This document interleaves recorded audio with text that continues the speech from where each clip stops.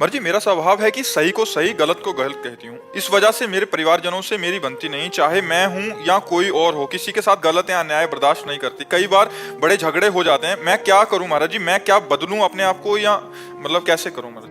नहीं, बदलना तो बिल्कुल नहीं है, पर थोड़ा सा समझना है कि हमको अच्छाई का तो साथ देना है, पर बुराई से वैर नहीं करना है।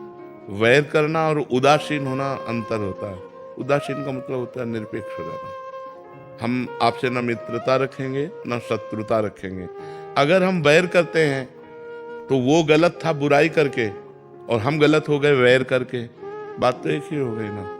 वो बुराई कर रहा है और हम बुराई का वैर कर रहे हैं, तो हम भी तो बुरे हो रहे हैं। हमारे अंदर भी तो गलत बात आ रही है। हम झगड़ा किए ना, हम मान लो लड़ाई किए ना, तो ये गलत बात है ना। हमको उपेक्षा कर देनी चाहिए। उसे कहते हैं शास्त्रीय शब्दों में उदासीनता। उदासीनता न मित्रता और न शत्रुता। आपका आचरण है, आप जानेंगे। बस बहुत कम लोग ऐसे होते हैं जो अच्छाई से चलते हैं, अच्छाई का साथ देते हैं, पर बुराई का त्याग करना है, पर बुराई से झगड़ा नहीं करना। यदि हमने बुराई से झगड़ा किया तो वो बुराई में स्थित है, हम झगड़े में स्थित है, बात तो एक ही हो गई। एक आदमी बुरा कर रहा है और एक आदमी बुरा उसको कह रहा है, तो समय तो दोनों का उसी बुराई में जा रहा है ना। तो अंतर क्या पड़ा?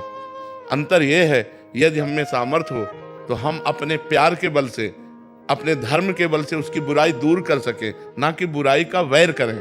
वैर करना बुराई की निवृत्ति नहीं होगी और बुराई को बढ़ोतरी होगी। जब हम बुरे आदमी से वैर करते हैं तो और बुरा बन जाता है वो। और जब हम बुराई को प्यार दें, बुराई को सहन करें, तो ये सहनशीलता उसकी बुराई को नष्ट कर देगी। ये अध्यात्म है। जैसे एक बार एक नाथ स्वामी गंगा स्नान करके आ रहे थे, तो ऊपर गली के एक विधर्मी का उनका मकान था, तो थूक दिया ऊपर। वो फिर गंगा नहाने गए, फिर थूक दिया, फिर नहाने 100 बार थूका। वो कुछ नहीं बोले, एक बार देखा भी नहीं गंगा स्नान करने।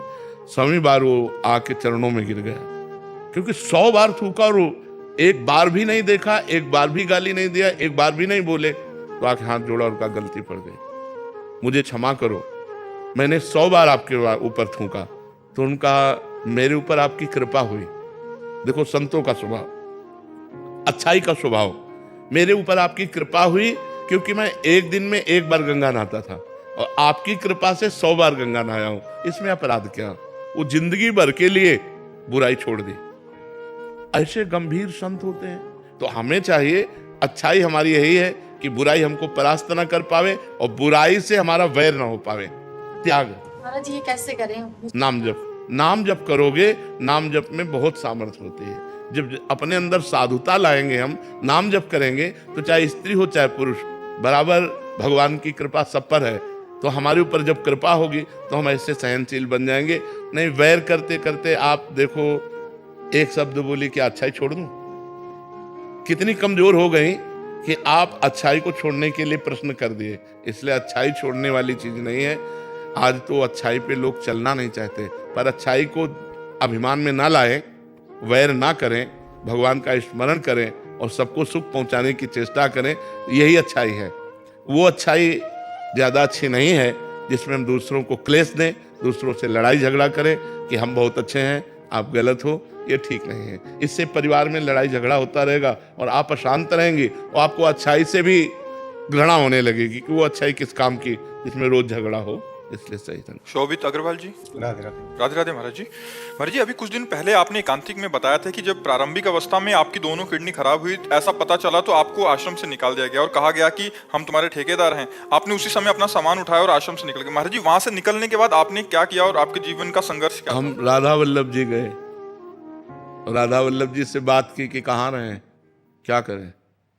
2 घंटा बैठे रहे, क्योंकि हमें विश्वास है कि हमारा बचपन से भगवान के मार्ग में रहना, तो हमने कदम कदम पे भगवान की लीला देखी है, उनकी कृपा देखी है, तो हमें विश्वास है कुछ न कुछ होगा। अगर उन्होंने निकाला है तो किसी न किसी रूप में वो हमारी व्यवस्था करेंगे। अब वृंदावन में हमारा किसी से परिचय नहीं था। 2 घंटा बैठे रहे, आरती हो गई ठाकुर जी की, कोई न संकेत मिला न कोई बात की। तो झोला टांगा बाहर निकले कि फुटपाथ में पड़े रहेंगे। जो ही निकले तो एक संत मिले, तो ऐसे ही राधे राधे करते। तो उनका कहाँ झोला टांगे जा रहे हो? तो बताया और बोले चलो ना हमारे पास, एक कमरा एक्स्ट्रा है। तो काली दह में उन्होंने कमरे में रखा। फिर कुछ दिन हुए तो गोस्वामी जी मिले जो राधा वल्लभ जी के हैं। तो उन्होंने कहा कि बाबा आजकल कहाँ रहते हो? तो हमने कहा पाठक बाबा अपने कमरे, आ जाओ ना हितधाम, कुटिया खाली है। बस हितधाम आ गए। तो हमारा जीवन का जो मोड़ हुआ वो हितधाम से हुआ। जो जीवन का हमारा परिवर्तन हुआ वो हितधाम से हुआ। 10 वर्ष हितधाम में रहे। तो एक छोटी सी कुटिया थी, मतलब जिसमें पैर फैलाएं तो दीवार इधर इधर इधर, बस एक बाथरूम जैसी, और ऊपर छत टूटी हुई और बिजली का कनेक्शन नहीं। तो जब 10-12 वर्ष हो गए, हमारा चमत्कार और सब हुआ है भगवान का हमारे साथ, मतलब तो हम आश्चर्य माना। तो स्वामिनी कुंज जो बनी थी जिसमें हम सत्संग करते थे, वो सब आपस में मिल करके सब बन गई। हमको पता भी नहीं चला कैसे क्या बन गई। और बस फिर राधा केल कुंज बनी, तो धीरे धीरे देख ही रहे सब। यहाँ तक ऐसे जीवन यात्रा हुई। हितधाम तक भिक्षा मांग के खाते थे। तो वास की व्यवस्था हितधाम में जब हुई, वो वहां से जीवन पलटा हमारा। वहां से जीवन पलटते पलटते अब देखो ये जीवन आ गया कि भगवान समाज की सेवा दे दी। वैसे बैठकर बात करने का, और लाखों लोग प्यार करते हैं। तो भगवान की कृपा से जिसको कोई पानी देने वाला नहीं था, आज हजारों लोग प्यार करने वाले हैं। ये भगवान का सब दिन होत ना एक समान, एक समय वो था और एक समय ये है।